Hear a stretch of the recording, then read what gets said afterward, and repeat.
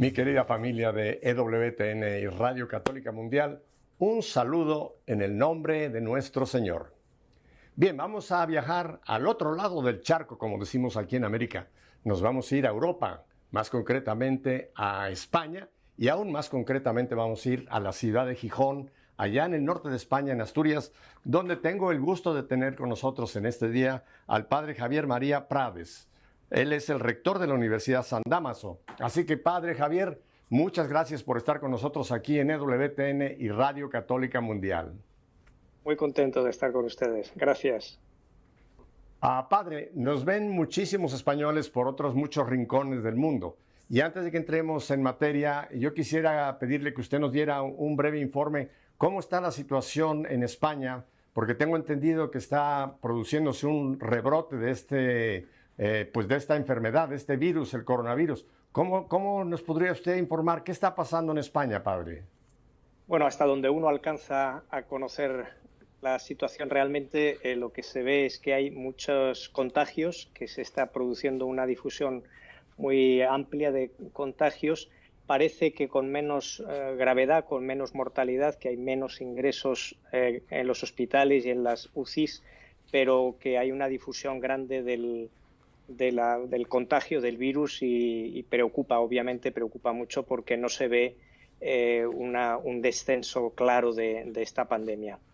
Europa fue por un tiempo el epicentro, bueno, después de China, por supuesto, pero ahora en América tenemos también una situación muy crítica, no solamente aquí en los Estados Unidos de Norteamérica, sino en Latinoamérica, donde sus sistemas médicos pues son mucho menos avanzados o con menos recursos que lo que tenemos aquí en los Estados Unidos.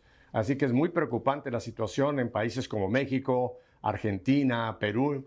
Tenemos que seguir, padre, luchando contra esta situación que nos ha cambiado la vida a todos. ¿No es así, padre? Pues realmente nos ha puesto en una circunstancia que no hubiéramos imaginado ninguno en el mes de enero y que no vemos cuándo terminará y nos obliga, pues como de una manera extraordinaria, de una manera especial, a tomar en serio la vida, a mirar qué es lo que este momento nos pide como responsabilidad humana y social y como responsabilidad delante de Dios.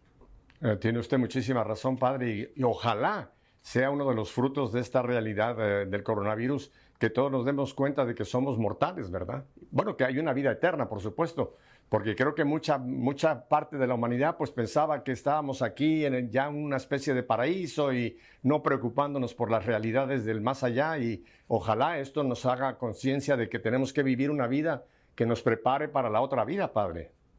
Pues es así, el horizonte de la trascendencia, el horizonte del destino eterno, de la vida eterna, es decisivo y es lo que también puede permitir ayudarnos a descubrir, por ejemplo, la dignidad de toda persona, el valor de la vida de los ancianos, por ejemplo, el valor de la vida completa y entera hasta su final natural.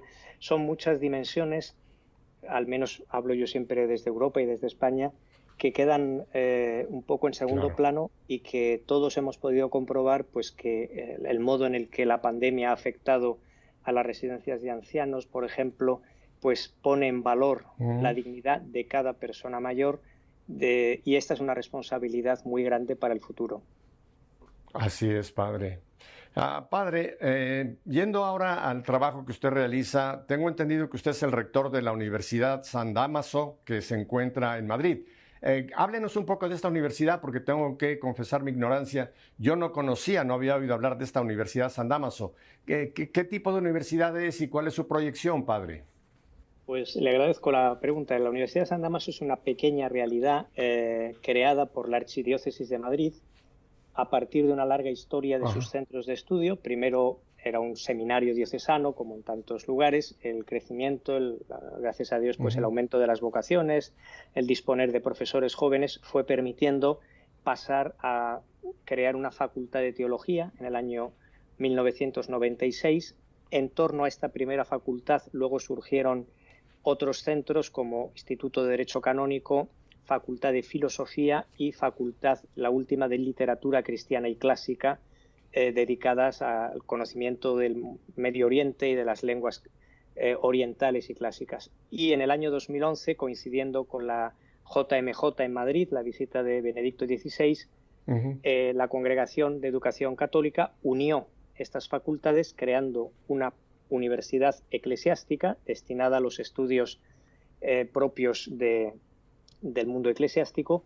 Y hoy, pues gracias a Dios, tenemos alumnos de la archidiócesis, de otras diócesis de España, y recibimos también muchos estudiantes de América Latina y de África. Gracias a Ah, Dios, pues es una realidad joven, todavía tiene que madurar, pero también una realidad, creo, prometedora para servir a la misión de la Iglesia en el ámbito universitario, formando sacerdotes, religiosos, religiosas, laicos, lo mejor que podemos y con el mm. mayor deseo de servir bien a nuestra diócesis, a las diócesis en España y en el mundo. Qué interesante, padre. Yo desconocía realmente la existencia de esta universidad y, bueno, por el cuadro que usted nos presenta, creo que es un recurso importantísimo para la iglesia, ¿verdad? Y sobre todo a la iglesia de habla hispana, porque necesitamos precisamente universidades que nos puedan presentar toda esta enorme riqueza que tenemos dentro de la iglesia, con sus enseñanzas, en fin, con la teología, en fin, todas estas ramas de formación que pues usted lo sabe muy bien, algo que es un talón de Aquiles en nuestra Iglesia Católica es que sobre todo el laicado no tenemos una formación suficiente, ¿no es así, padre? Pues es así, nosotros necesitamos estar a la altura de los tiempos en todo y también en la formación y en la capacidad de dar un testimonio razonado de la fe que vivimos en mundos muy variados. Hoy el mundo es muy plural, donde hay Mm, situaciones muy distintas y el mundo no es homogéneo culturalmente y nosotros tenemos que ujú. ser conscientes de que cada fiel cristiano, cada laico cristiano, cada sacerdote está llamado a hacer lo que el apóstol Pedro nos pedía, dar razón de nuestra fe. Primero, tener fe, obviamente, y segundo, Ujú, dar razón de la fe. Y esta es una tarea ujú. apasionante en toda época y quizá más hoy. Sí, qué importante esto, padre, porque pues los católicos muchas veces pensamos que con el catecismo que se nos dio, o los que tuvimos la suerte de ser formados en alguna rama, digamos, como por ejemplo en mi caso con los jesuitas, pensamos que eso es suficiente y no. Realmente necesitamos profundizar muchísimo más en nuestra fe para no solamente vivirla, porque este programa que ya tenemos 23 años, padre, el título es Nuestra Fe en Vivo.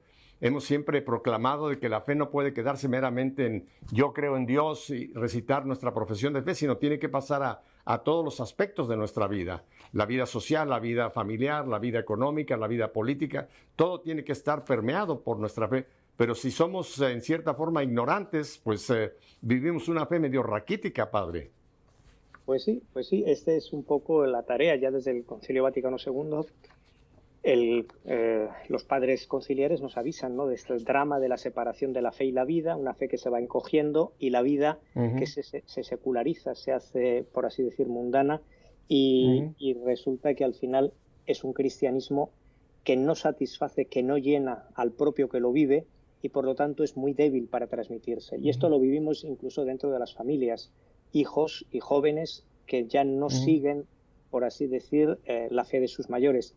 Y estos son muchos uh aspectos. -huh, Las escuelas católicas también es un desafío muy grande el verificar, digamos, el encuentro con nuestro Señor realmente cambia la vida y permite entender mejor uh -huh. todo lo que sucede en el mundo y servir mejor a los hombres, que es la manera de que se prolongue Sí. realmente la vida de la Iglesia en el mundo. Sí, padre. Esa cita que usted hizo, me parece que la palabra que usa es una palabra que todo el mundo entendemos, el divorcio entre fe y vida, ¿no? Esa disectomía o esa separación que para muchos pues es casi como su estilo. Dicen, no, no, mi fe es algo privado, mi fe es algo personal, intelectual o espiritual mío, pero hasta ahí. Y si la fe no pasa a ser vida, pues es un divorcio, ¿no? Y sabemos que toda ruptura no produce ningún fruto. Y además de ahí se aprovechan otras corrientes, otros falsos evangelios para capturarnos y alejarnos todavía un poco más de nuestra fe.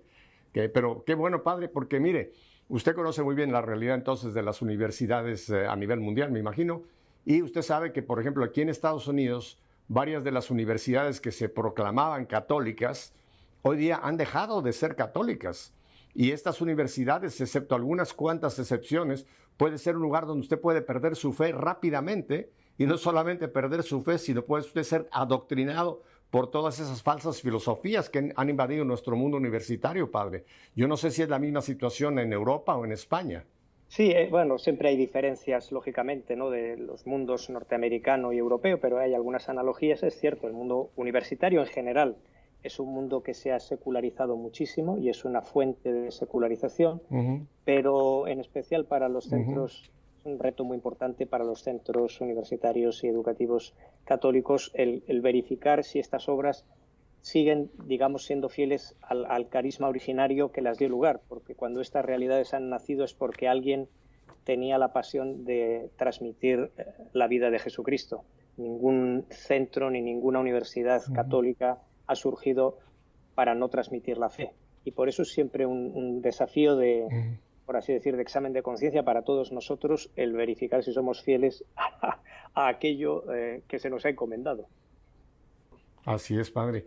Y es que incluso muchos católicos no han ido pues, sobre la historia de la Iglesia y no se han dado cuenta del enorme papel que ha jugado la Iglesia católica en el desarrollo de la humanidad. Por ejemplo, toda la cuestión de los hospitales, fue la Iglesia Católica la que por siglos ha sido pues la primera, digamos, encargada de tratar al enfermo, ¿no? Y el desarrollo de las universidades también es una aportación enorme que el catolicismo ha hecho a la humanidad, ¿verdad, padre? Sí, son, vamos a decir así, algunos de los ejemplos más luminosos de lo que supone una fe viva, una fe, como dice San Pablo, que obra por la Ujú, caridad, una fe que se transmite porque genera obras ujú, sociales, sanitarias, educativas, de todo tipo, u otras que son lugares para poder conocer y amar a Jesucristo. Ahora, una herencia nunca se ujú, recibe mecánicamente. Somos responsables de no ujú. empobrecer lo que hemos recibido y de vivirlo en primera persona. Y esta es nuestra mayor responsabilidad, desde luego. Sí, padre. Y a mí hay veces que me dicen que soy muy preguntón, pero le voy a hacer una pregunta porque tampoco desconozco esto. La universidad se llama Universidad San Dámaso. Padre, ¿quién es San Dámaso y por qué lo han tomado como titular de esta universidad? San Damaso es un gran papa de esos momentos del florecimiento de la primera gran teología cristiana que tiene origen hispano. No se puede quizá precisar mucho más, pero parece adquirido que tiene origen hispano y es el patrón, siempre fue históricamente el patrón del Centro de Estudios de la Diócesis de Madrid. Y nosotros hemos heredado el Ah, patrocinio de San Damaso y bajo su advocación está puesta la universidad. Es un papa que ha cantado mucho a los ujú. mártires, Qué, que ha tenido ciertas intervenciones doctrinales decisivas. A nosotros es una figura muy querida. Bueno, pues mire, nos está usted dando una buena ilustración porque hay que preguntar para salir de la ignorancia. Ya ahora ya sé muy bien quién es San Damaso y ya conocemos más el carisma de esta universidad, Universidad de San Damaso. Padre, aparte usted también es miembro de la Comisión Teológica Internacional. Ese es otro nombre que también para la inmensa mayoría de los católicos suena como algo lejano o algo que no tenemos ni idea. ¿Qué es esta Comisión Teológica Internacional, padre Javier? Sí, yo he sido miembro durante 2 quinquenios. Se participa en esta comisión por un nombramiento que dura 5 años. Yo hice un primer quinquenio y un segundo quinquenio y ya lo he terminado. Ahora se está a la espera de que se nombre un nuevo, un nuevo grupo de miembros. Es una comisión creada después del Concilio Vaticano II por el Papa San Pablo VI como un organismo dependiente de la Congregación para la Doctrina de la Fe que reúne a teólogos Ujú, del mundo entero eh, designados a partir de las conferencias episcopales y con nombramiento pontificio para asesorar teológicamente los trabajos de la congregación y eventualmente del Santo Padre. Y es una experiencia, lo que yo ujú. he vivido realmente con mucho agradecimiento y para mí ha sido un honor excepcional, una experiencia de catolicidad en el sentido más profundo de la palabra. Qué interesante. Y esta comisión supongo que tiene reuniones programadas durante el año. Supongo que ahora por esta situación de la pandemia, pues quizás estén haciendo todas sus reuniones como lo estamos haciendo ahora, vía internet, ¿verdad, padre? Sí, hay siempre lo que se llama la reunión plenaria que se hace en Roma, eh, precisamente en la propia Casa Santa Marta. Nosotros nos reunimos allí desde hace muchos años y en un momento dado ha comenzado a haber allí un huésped ilustre, como bien sabe, y se produce en el mes a finales de noviembre o diciembre. Es una semana plenaria que venimos de todas las partes del mundo, nos reunimos allí en Roma. Es un signo muy visible de la unidad y de la universalidad de la Iglesia, y luego se crean subcomisiones para trabajar sobre distintos temas, y aquí ya puede haber reuniones de otro tipo en otros lugares del mundo o trabajar de otros modos. Y de nuevo se vuelve a reunir la plenaria, donde se pone en común y se discute. Es un modo de trabajo que tiene rasgos muy, muy atractivos para cualquier teólogo al servicio al servicio del ministerio de Pedro. Padre, y dentro de mi curiosidad le voy a hacer una pregunta que un poco trivial. ¿Qué tal es pasar una semana en Santa Marta con un huésped tan importante, más bien un residente, porque él decidió desde el inicio de su papado que ese iba a ser su lugar de habitar y de comer y demás? ¿Qué tal es convivir una semana en Santa Marta, padre? Es una experiencia pues muy emocionante y muy discreta al mismo tiempo, porque el Papa mismo es muy discreto en su uso de los espacios, pero puede suceder que en un momento dado, al entrar o salir del ascensor o en un hall o en un pasillo, pues uno se encuentre con el Santo Padre. Es una experiencia muy, muy bonita realmente. A mí me ha sucedido en alguna ocasión y se llena uno de emoción, la verdad. Así que ha tenido usted oportunidad de tener pues algunos momentos de saludo con el Santo Padre, no en una forma oficial, sino en una forma coloquial, digámoslo así, ¿no? Apenas no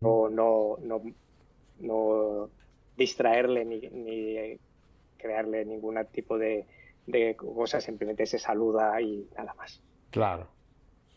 Vamos a abordar un tema que para la enorme mayoría de los católicos es completamente desconocido, que es la libertad religiosa. Cuando me compartieron que íbamos a tenerlo a usted, hice a propósito una pequeña encuesta con varias personas por aquí, católicos, y les hice la pregunta que qué opinaban sobre la libertad religiosa, y la respuesta de todos ellos fueron, bueno, todos somos libres, yo puedo ir a la parroquia que yo quiero, yo puedo tener la religión que yo quiero, o más bien soy católico porque lo heredé de mi familia, y creo que hasta ahí termina el concepto de libertad religiosa. Y vamos a hablar un poco de lo que estamos en este momento pues viviendo, que es realmente una seria persecución religiosa. De hecho, hay un documento, padre, que he tratado de conseguir, lo logré, pero no lo he podido leer en su totalidad. Es un documento emitido por esta comisión que se llama Libertad religiosa para el bien de todos, enfoque teológico de los desafíos contemporáneos. Padre, para ir desde el mero principio, para que todo nuestro querido auditorio se vaya enterando, ¿qué significa libertad religiosa en el término más lato? Es una cuestión muy interesante que tiene una larga historia, compleja, y es decisivo para la vida de la Iglesia. Por lo tanto, es muy importante que algunas cosas fundamentales las podamos recibir, las podamos vivir sobre todo. Se trata de una manifestación de la dignidad humana. El hombre, por su creación, por Dios como ser dotado de razón y de libertad, está llamado a conocer y amar a Dios libremente. Este es el primer dato elemental, es decir, que ningún hombre puede tener una relación con Dios como si fuera un esclavo o si fuera forzado, como han sido los grandes tiranos del mundo. Dios no es un tirano. El poder del mundo, cuando quiere semejarse al poder de Dios, tiraniza. Pero Dios no tiraniza, Dios ama. Y el amor recibe una respuesta libre, que es a su vez amar. Por lo tanto, Dios nos ha creado como seres libres y nos llama a una relación con Él libre. Este es un derecho que se discutió en el Concilio Vaticano II y que el Concilio proclama como parte de la dignidad humana. Ningún ser humano puede ser esclavizado por otro hombre, por ejemplo, para trabajar. Ningún hombre puede ser esclavizado por otro hombre para satisfacerle en sus caprichos. Y ningún hombre puede ser esclavizado por otro hombre para creer o no creer. Nadie nos puede imponer lo que debemos creer, ni nos puede prohibir lo que queremos creer. El Concilio afirma que esta propiedad de todo ser humano está arraigada en la dignidad humana. Dios nos ha dotado de una dignidad eterna, esta alma inmortal que está llamada a relacionarse con Él, y una dimensión de esa libertad ante el Creador es la libertad de no ser forzado y no ser impedido en el profesar la relación con Dios. A partir de esta experiencia, que es común a todo ser humano, nos damos cuenta de que también nuestra fe, la fe católica, es un gesto libre. Es decir, creemos libremente. Nadie puede creer a la fuerza, obligado. Y por lo tanto, el creyente hace un acto de plena libertad cuando dice: yo amo a Dios, yo no soy un esclavo, no me quitan los grilletes, no estoy encadenado al muro para creer en Dios, sino lo contrario. Yo soy el acto más libre que hago en mi vida es amar a Dios hasta entregar mi vida por Él. Antes sacrifico o entrego mi vida que negar mi libertad de afirmar a Dios. Por eso el documento vincula en su expresión más alta la libertad religiosa con el martirio. Hay muchas cosas muy bonitas. Es importantísimo. Sí, vamos a hablar, padre. Gracias a Dios que tenemos todavía bastante tiempo en este programa para poder hablar de esto, porque repito, esto creo que, como decía Pablo VI referente al Espíritu Santo, que decía que era el gran desconocido, yo digo que este tema de la libertad religiosa o la persecución religiosa es otro gran desconocido, que mucha gente, como no le afecta directamente, es como alguien que dice, bueno, cuando empezó la epidemia en China, ¿no? Decía, no, eso es allá, que los chinos se las arreglen como puedan. Y cuando oímos que hay persecución religiosa en alguna otra parte del mundo, si no la tengo yo en mi propia realidad, pienso que es un problema pues para aquellos y que se las arreglen como puedan, ¿verdad? Y no nos damos cuenta de que esto está siendo ya pues una especie de epidemia que también está expandiéndose por muchos lugares, incluso en países donde la gente piensa que tiene libertad religiosa, pero ya hay serias señales de que estamos bajo un problema que se nos va a ir avecinando seriamente.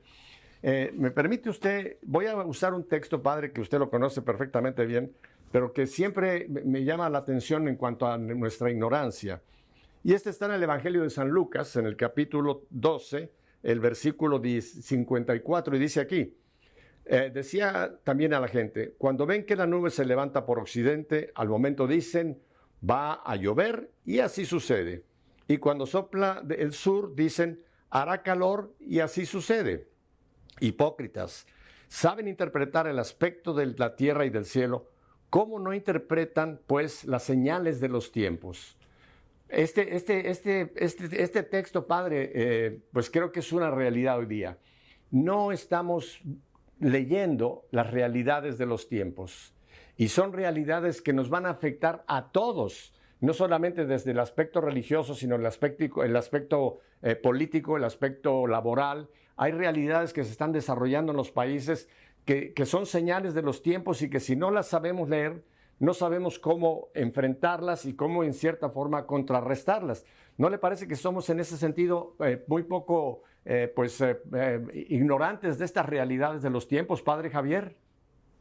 Pues sí, me alegro que haya traído a colación este texto, porque el documento precisamente comienza, el documento de la comisión que estamos teniendo en cuenta hoy, comienza precisamente diciendo que tenemos que escrutar, tenemos que entender los tiempos, tenemos que entender en qué momento estamos una vez que han transcurrido 50 años desde el final del Concilio Vaticano II, qué cambios ha habido en el mundo respecto de la religión y de la libertad religiosa, porque el mundo no se ha parado. No se ha parado el Occidente, no se ha parado el resto del mundo, y por lo tanto la Iglesia Católica está llamada a leer, a interpretar los signos de los tiempos. Este es el objetivo del documento, que va identificando algunos cambios respecto de los años 60, cuando se celebra el Concilio Vaticano II.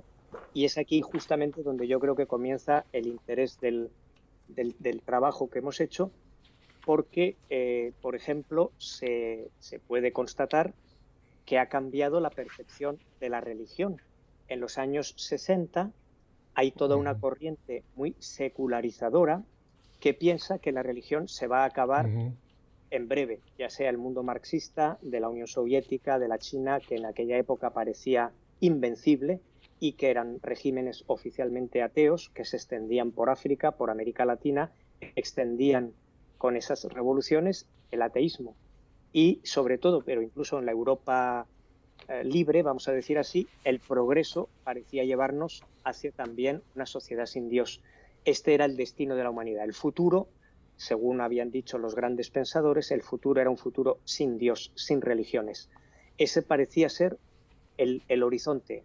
Los que creían eran expresión de un mundo antiguo, de un mundo que iba a desaparecer. El mundo del futuro, el mundo joven, el mundo que venía, el mundo tecnológico, el mundo de la ciencia, el mundo del business, el mundo del comercio, ese mundo sería un mundo sin Dios. Y bien, la cosa no es unilateral.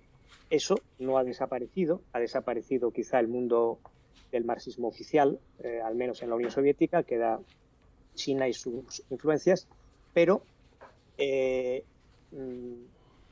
mundo ya no es simplemente hacia el ateísmo. El mundo ha visto un renacer religioso sorprendente de otras tradiciones religiosas, pensemos por ejemplo en el Islam. Si me permite, padre, que lo interrumpa aquí un momentito, tengo que ir a unos breves mensajes y a identificación de planta, pero vamos a tomar el hilo de esto que está usted diciendo, que es de suprema importancia. Así que no cambie de canal, quédese con el padre Javier y conmigo, porque lo que va a oír es importante para cada uno de nosotros. Volvemos enseguida.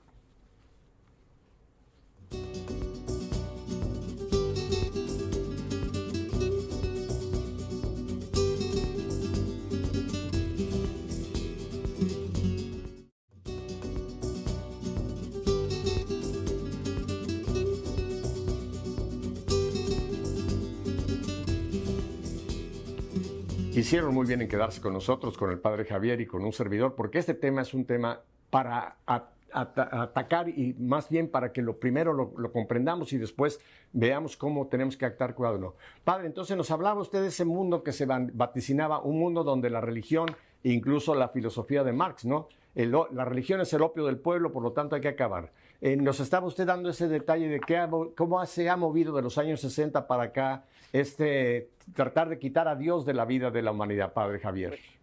Exacto. Aquí hay, efectivamente, esa es una corriente que sigue, que existe, evidentemente, pero también hemos visto un revival religioso muy fuerte. Pensemos en la Rusia de hoy, que es una Rusia en la que ha renacido la ortodoxia, donde después de 70 años de ateísmo, pensemos en el mundo islámico, que es un mundo religioso que se ha expandido por muchísimos lugares, pero también en las religiones orientales. Pensemos en una América Latina donde la fe católica se ve, sí, amenazada, pero no por simplemente el ateísmo, sino quizá más por el proliferar de sectas o de otras tendencias. Es decir, el mundo hoy no es unilateralmente hacia el ateísmo, es un mundo plural, hay de todo. Por eso hoy ya se dice que el mundo no es solo secular o secularizado, sino también post-secular. La profecía de que el mundo entero sería ateo no se ha cumplido y no se va a cumplir. Este es un dato muy interesante para la discusión. Y podríamos también identificar pues, cómo las distintas situaciones sociales, económicas, políticas, las migraciones, la globalización están influyendo en la inteligencia de la religión y, por lo tanto, de cómo se vive para cada uno y para las comunidades la pertenencia religiosa. Padre Javier, entonces todavía cardenal Ratzinger, en aquella famosa misa previa al cónclave donde fue electo Benedicto XVI, habló de algo que en aquel momento incluso a la prensa católica nos sorprendió porque era un término que no habíamos barajado, cuando empezó a hablarnos de la tiranía del relativismo. Esta tiranía del relativismo no es propiamente una filosofía de un sistema, sino ha sido más bien un desarrollo que se fue en progreso, y creo que hoy día no es una persecución religiosa per se, pero sin embargo una gran cantidad de creyentes han caído, o vuelvo a usar el término que está tan de moda, han sido infectados por este relativismo, donde ya incluso todo lo que son los parámetros, los valores intocables hoy día son relativos. Yo conozco muchos católicos, padre, que hoy día dicen, no, esto que la iglesia enseña a mí no me gusta, esto que la iglesia pide yo no estoy de acuerdo, y se fabrican una especie de un catolicismo a mi manera. Y hay esa famosa frase que usted la conoce que dice, católico a mi manera es la mejor manera de no ser católico. ¿Usted cree que este relativismo también ha infectado o ha hecho que en algunos lugares la religión pues tenga esta dualidad que ya habíamos hablado? Sí, ahí hay dos aspectos de lo que usted dice que son muy interesantes. Por un lado, hay una cuestión interior propia nuestra de la educación cristiana y católica que lleva a este dualismo, podríamos decir, una cosa que decíamos antes, o este relativismo, que además encuentra un eco en una de las cuestiones que el documento estudia con más detalle, que es una forma de entender la neutralidad del Estado que relativiza la verdad de la religión y la somete, digamos, a una medida que impone el propio Estado, de tal manera que al final hay una concepción de la neutralidad del Estado que bajo esa palabra, que en principio podría ser aceptable, lo que en realidad se oculta es usted decía, una tiranía, es decir, hay una pretensión de que ninguna confesión religiosa, ninguna profesión de fe pueda expresar la verdad, sino que solo el Estado, digamos, al regular la convivencia, de hecho impone un modelo humano, un modelo social. Esta es una cuestión muy delicada que ya no es persecución sangrienta, no es persecución con tanques o con muros, pero sí es una persecución larvada, es una persecución más suave que, digamos así, margina o pone en segundo plano a aquellos que tienen convicciones religiosas frente a los que tienen otras convicciones de tipo humanista o de otro tipo que se ven en cambio favorecidas. Esta es una cuestión muy seria, muy típica del mundo noroccidental, del mundo atlántico, norteamericano, europeo, que se va extendiendo por la globalización, se extiende a todas partes. Como le comentaba, yo no he tenido oportunidad de ir al documento per se, que tengo mucho interés en leerlo y difundirlo, pero encontré un informe sobre la libertad religiosa en el mundo, hecho en el año 2018. Esto es de la Fundación de la Santa Sede Ayuda a la Iglesia Necesitada. Y quiero leerle un párrafo solamente, ya que estamos tocando el aspecto de Europa, aunque después nos vamos a globalizar, donde dice, la situación europea, tal como aparece en el informe sobre la realidad religiosa en el mundo de 2018, es compleja. La identidad cristiana europea no solo sigue sufriendo el continuo desgaste del laicismo, de la dictadura relativista y del buenísimo progre, sino que además se ve inundada por la población islámica. De una parte, Europa es el nuevo escenario de un terrorismo del vecino. Europa está padeciendo la crisis migratoria como territorio de acogida. Ambos elementos han desatado una fuerte islamofobia, cobrando en algunos países dimensiones políticas y fuerzas suficientes para aparecer en los programas electorales. Padre, ¿esta situación del 2018 ha mejorado o ha empeorado en Europa? Bueno, es más o menos una foto.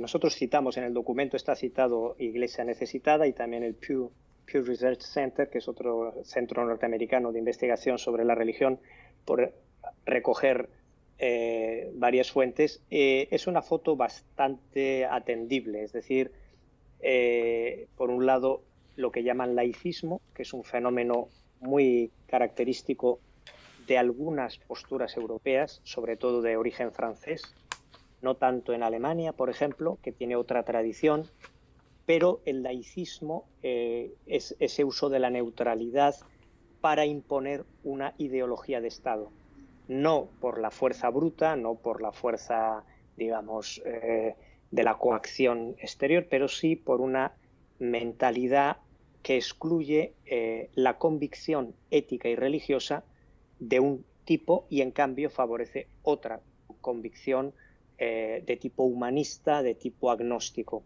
Este es, creo, en Europa el reto más grande que tiene el testimonio cristiano. Nosotros tenemos que ser conscientes de que no estamos muchas veces ante estados realmente neutrales, sino que bajo esa palabra inclinan la educación, la sanidad, las obras sociales a favor de una mentalidad, aunque externamente se declaren neutrales. Ese es el laicismo. Y ahí nosotros tenemos una tarea muy importante de no ceder a ese relativismo y de proponer personalmente y comunitariamente iniciativas, colegios, hospitales, obras sociales y asistenciales, ancianos, al servicio de una visión del hombre y del mundo que es la que trae Jesucristo al mundo. Aquí no hay una persecución de fusiles o de cañones, pero sí que hay una marginalización de la religión que hay que atender muy seriamente y que pide católicos que den testimonio de la fe personalmente y comunitariamente. Una cifra aquí creo que le va a quitar el sueño a unos cuantos de nuestros telespectadores en esta tarde. Dice este informe que el 61% de la población mundial vive en países donde no se respeta la libertad religiosa. Es decir, una de cada 6 personas sufre persecución, discriminación u otras ofensas por motivo de su fe. Padre, 61%, ya no estamos hablando de los cristianos o de otras religiones, de la población mundial. O sea que esta cifra ya es para que leamos esta señal de los tiempos. ¿Esta cifra corresponde al informe que ustedes también han elaborado, Padre? Coincide y al mismo tiempo, o sea, es este mundo ambivalente que hemos visto, porque al mismo tiempo crece el número de personas religiosas. Es una paradoja. Estamos en un mundo que tiene al mismo tiempo un crecimiento de la religiosidad, de la religión y de estas posiciones discriminatorias o persecutorias. Y hay que decirlo con claridad, es decir, la religión más perseguida hoy en el mundo es el cristianismo, al que se le acusa de intolerante, pero en realidad básicamente es la religión más perseguida, de manera cruenta. Muchos hermanos nuestros de Oriente Medio, yo pongo siempre un ejemplo, un señor que yo conocí muchos años, un maestro de Afganistán, cristiano, que me decía: Javier, yo lo conocía en unas reuniones internacionales en Beirut a las que yo iba, de diálogo, de encuentro con el mundo, entre el mundo cristiano y el mundo islámico, y este profesor de Afganistán me decía: Javier, cada mañana al salir de casa sé que puede ser la última vez que veo a mi familia, porque mi vida está siempre en peligro por el puro hecho de ser cristiano. Nosotros, occidentales, no sabemos lo que eso significa. Nosotros somos gente acomodada, gente que en general vive bien y que la fe para nosotros es un complemento, es una ayuda, es una cosa que está ahí. Estas personas son cristianas sencillas, no son figuras de la opinión pública, y su fe significa cada día el riesgo de muerte.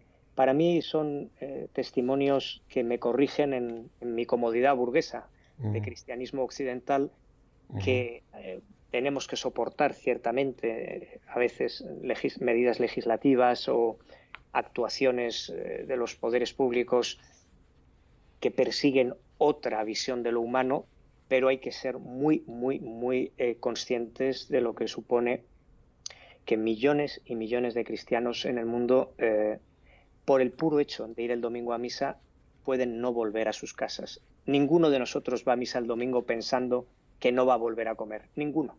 Ningún norteamericano católico, ningún europeo católico va a misa el domingo y ni se le pasa por su cabeza que pudiera no volver a comer a su casa con su familia. Pero cuando uno va a misa en Egipto, o en Irán, o en Irak, o en Afganistán, o en otros países, por desgracia, puede suceder, ha sucedido, que no vuelva a casa. Es una deuda de gratitud, es una deuda de fe, es una deuda de oración, de solidaridad, para empezar con nuestros hermanos perseguidos, porque es un gran servicio que hace ayuda a la Iglesia necesitada.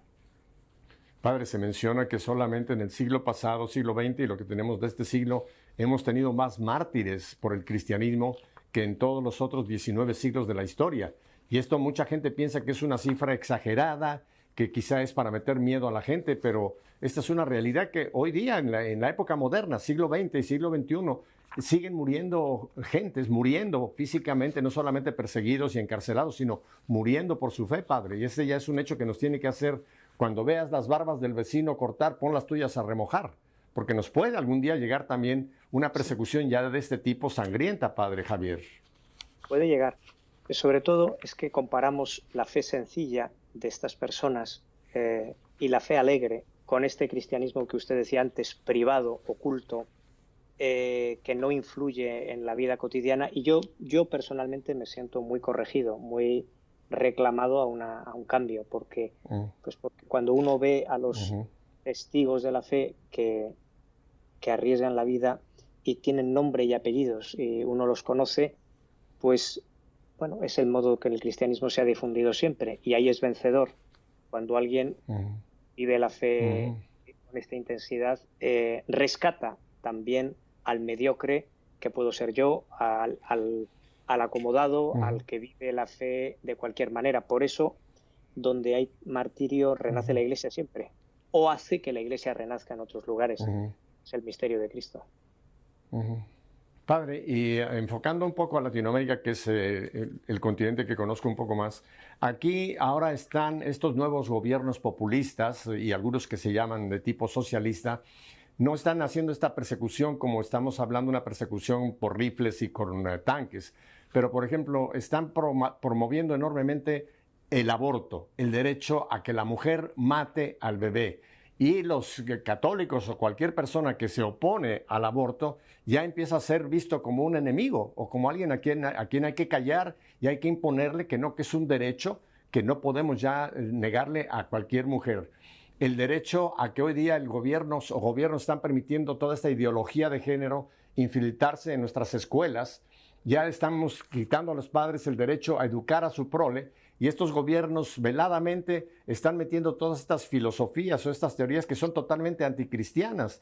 Y vuelvo al punto, las personas que levantan la voz ya empiezan a ser marcadas como personas a las cuales hay que acallar. Incluso yo conozco líderes de Iglesia Católica que están siendo ya perseguidos por haber hablado contra el aborto, por haber hablado contra la ideología de género, por haber hablado contra la unión de personas del mismo sexo. O sea que ya se está disparando una persecución ya a base de todas estas imposiciones que nos quieren estos gobiernos meter a toda la sociedad, Padre.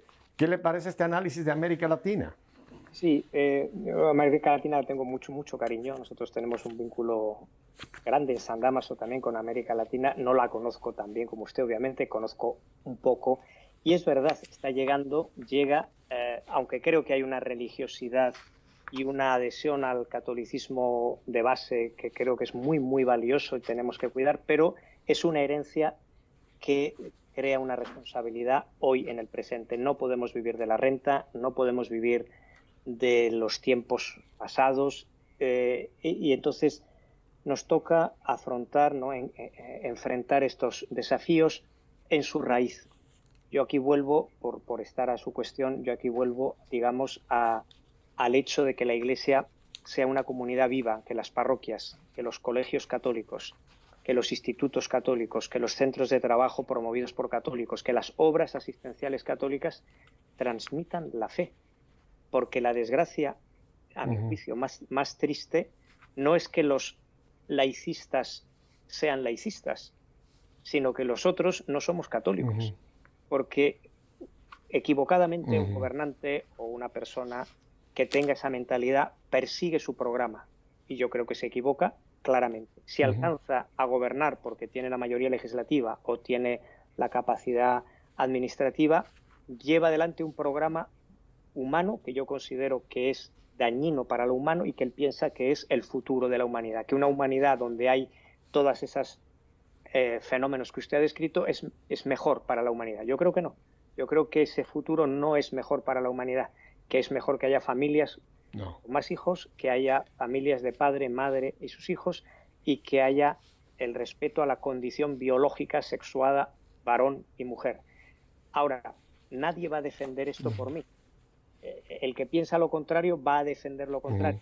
Los hijos de las tinieblas, dice el Evangelio, si me permite la mención, son astutos. Nosotros tenemos una responsabilidad muy sencilla, y es, digamos, que los lugares que nacen de la Iglesia generen una visión del hombre para nosotros y para todos los que lo quieran, una visión del hombre humanista en la que nosotros comprometemos la vida. Porque es aquí donde yo creo que si la Iglesia renace como realidad viviente, ¿no?, según el título del programa que hoy me acoge tan hospitalariamente, eso no hay quien lo pare. Cuando una persona se convierte, esta es la otra cara de la medalla. Vemos tanto catolicismo decadente, que lo hay, no debemos escondernos. Pero donde alguien se convierte, de joven o de adulto, es la victoria del Señor. Y el hombre convertido, el hombre reconvertido, el hombre que se encuentra con Dios, este hombre testimonia con su trabajo, con su vida, con su familia. Nosotros necesitamos esto. La Iglesia empezó en unos tiempos que no eligió. Jesús no planificó la Iglesia en los tiempos más favorables. Había la barbarie como la hay hoy, había religiones como las hay hoy, había poderes políticos tiránicos como los hay hoy, había de todo, había el mundo que había. Y allí el cristianismo atrajo, convenció, persuadió y logró convencer a los hombres de que era mejor ser cristiano. Yo en este sentido creo que hoy día tenemos un mundo tan cambiante, tan plural, tan difícil, porque América Latina pues fue, no sé, mirábamos a América y parecía que era como una unidad católica, que hablábamos en español, que todos éramos católicos. Esa es una herencia portentosa, lo digo humildemente, pero creo que es verdad. Ahora, no podemos vivir mirando atrás. La única que en la Sagrada Escritura miró atrás es la mujer de Lot y se convirtió en estatua de sal. Nosotros miramos al presente y al futuro. Y ese mirar al presente y al futuro es educar de tal manera en la fe que donde hay un padre y una madre católicos, haya 4 hijos que sean católicos, no que sean indiferentes o agnósticos. Que donde hay un educador católico, en el aula haya 10 chicos que se sienten atraídos por el catolicismo. Que donde una compañía de hombres o un grupo de cristianos religiosos crea una escuela, haya 100, 500, 1000 chicos que son sinceramente católicos. Esa es nuestra fuerza. Otra no tenemos, pero esta es mucha, porque es la fuerza de nuestro Señor. Pienso yo, padre Javier, que en cierta forma San Juan Pablo II fue profético cuando allá en sus tiempos empezó a hablarnos de la nueva evangelización, que para muchos teólogos incluso parecía como una herejía, ¿no? Porque decíamos, ¿cómo que una nueva evangelización? Si ya todos los bautizados están evangelizados, y no es cierto, padre. Creo que nosotros hemos sido expertos en catequizar, pero nos faltó el primer piso, que es el encuentro con Cristo, que se ha hablado tanto en estos momentos en la iglesia, ¿no? Porque el catecismo sí es importante, pero el catecismo es el segundo paso.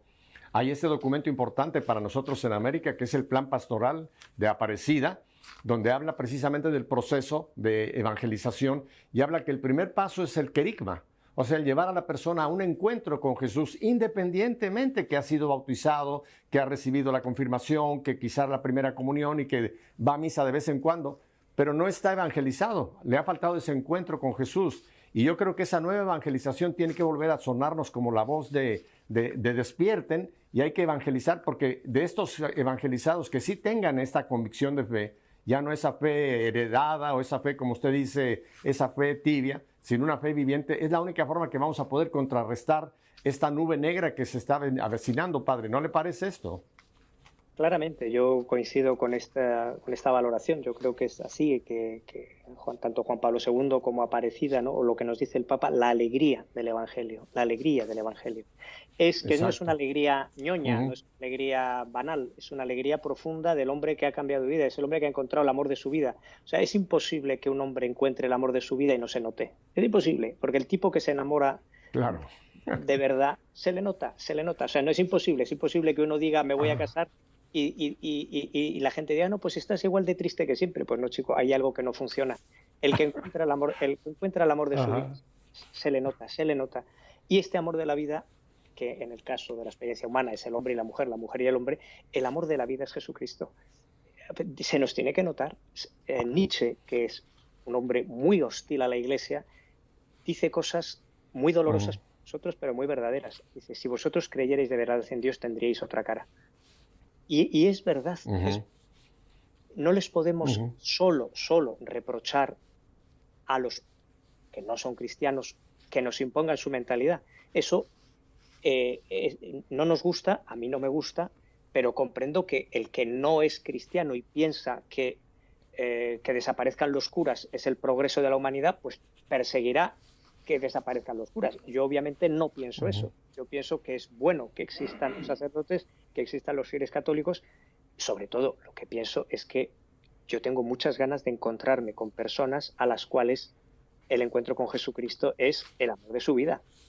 Que el tipo está cambiado, que el tipo está entusiasmado, con todas las dificultades y pruebas que tiene la vida, que a veces son muy exigentes, pero se distingue, eso uno lo distingue.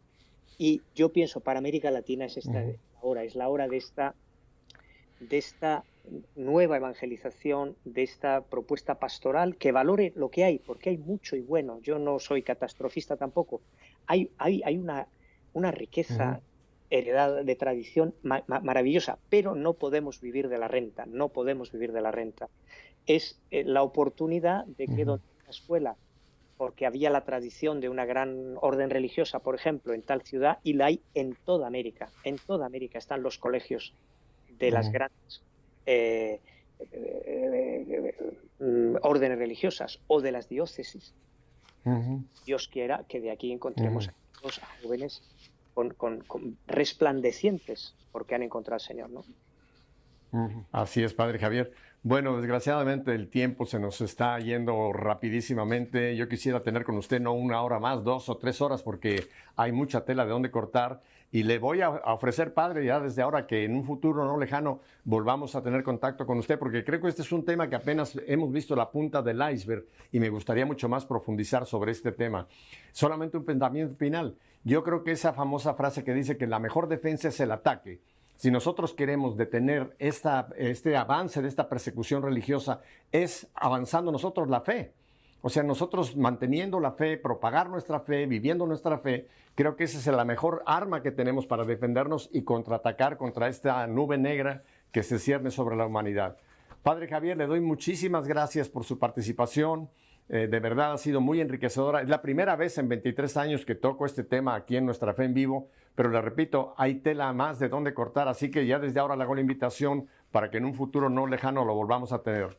Así que, Padre Javier, yo sé que está usted en una tierra preciosa, en Asturias, el norte de España, la tierra de mis antepasados, así que gócese de Asturias, coma buen marisco, vaya ahí en Gijón a la playa, al Muro, dése un paseíto y le agradecemos mucho. Nos vamos a volver a ver pronto, Padre Javier.